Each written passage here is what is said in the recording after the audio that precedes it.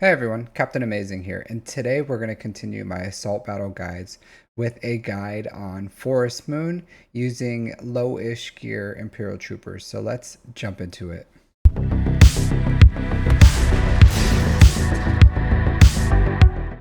So this is the team I used. So I had General Veers, Colonel Stark, Range Trooper, Admiral Piett, and Dark Trooper.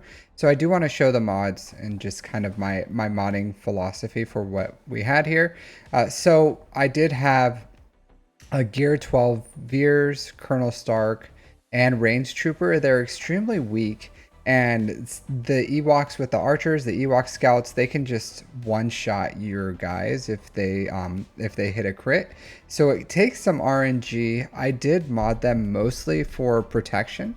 I didn't really care about their speeds too much. I just threw on some mod sets that I had on characters, so I don't worry too much about the sets or the speeds on these guys, these three.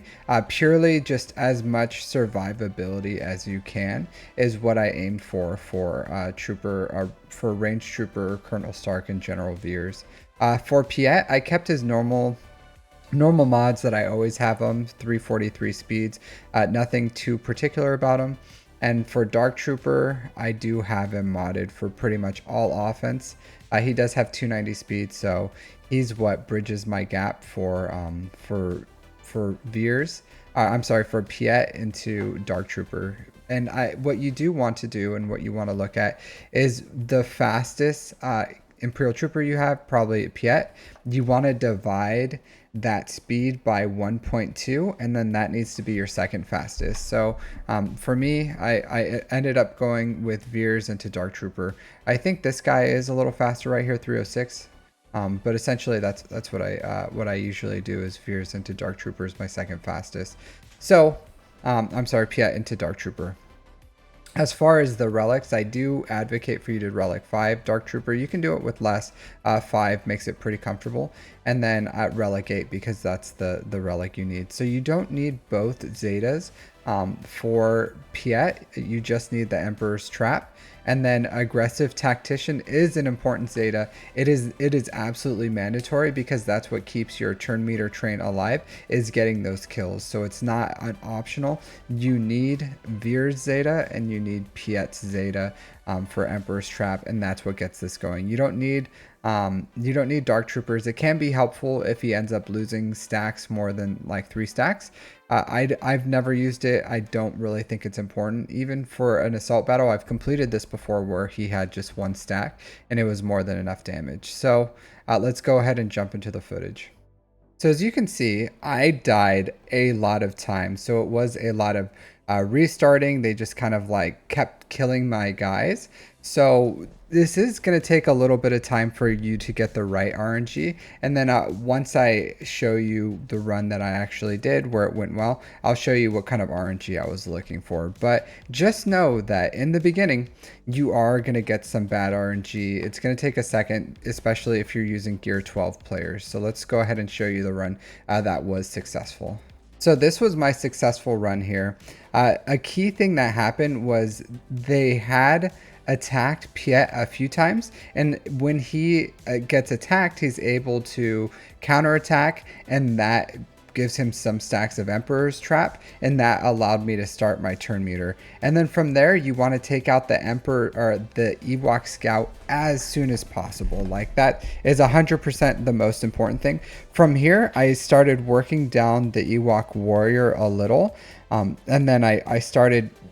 What I'm doing is I'm cycling through basics, and I'm trying to save my abilities that generate turn meter, like Perfect Soldiers and the middle ability for Stark, for when I need more turn meter, when I start running out of a little bit of juice here. So as you can see, I weakened down the scout for a little bit, and then I started working this warrior. And essentially what I'm doing is I'm just testing the waters to make sure that if I think I'm going to run out of steam on these warriors, that I'm going to be able to just kill that scout real quick and then continue my turn meter loop. So that's what I'm doing here. So for this one, you can go for the Ewok Elder elder first, or you can go for a scout first just to make sure you get your turn meter train going. As you can see, once you actually start going and you start building all those stacks of Emperor's Trap, you start doing some really massive damage. So you're able to like punch through these with absolutely no problem.